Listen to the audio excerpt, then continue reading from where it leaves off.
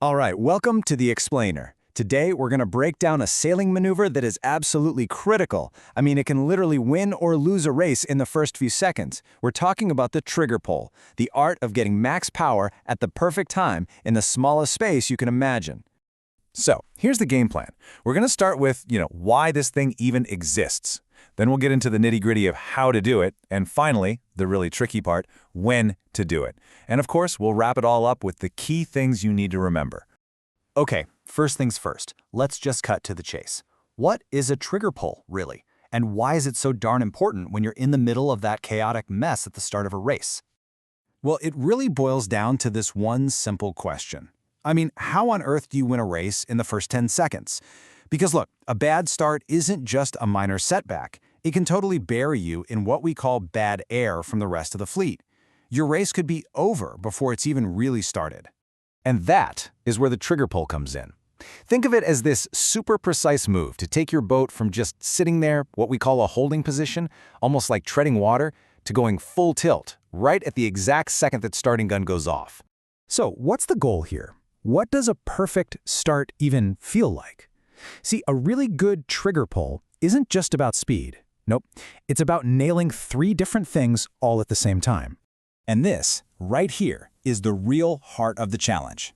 You've got to hit the line at top speed, right? But that speed has to be timed perfectly with the gun. And you have to do all of this in the tiniest little pocket of space, because let me tell you, on a starting line, space is the most valuable thing you have. Okay, so we've got the goal down, speed, timing, and precision. Now, let's get into the how. What are you actually doing in the boat to make this happen? The best way to think about it is as a 4-step sequence.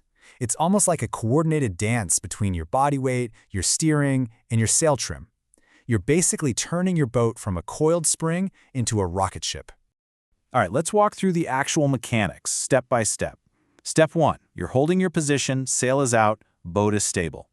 Step 2, you bear away. That means you turn a little downwind and you sheet in the sail. That's what starts to build your speed. Now, step 3 is the magic part.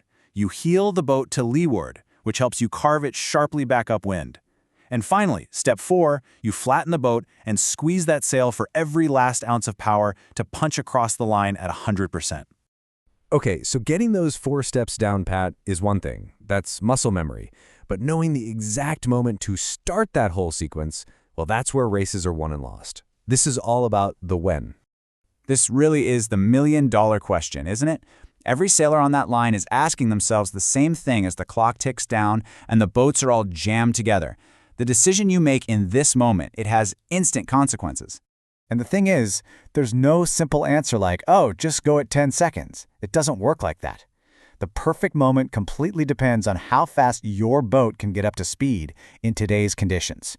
If it's windy, you can start later. If there are big waves, you might need to start a bit earlier. It's this constant, shifting calculation you're doing in your head.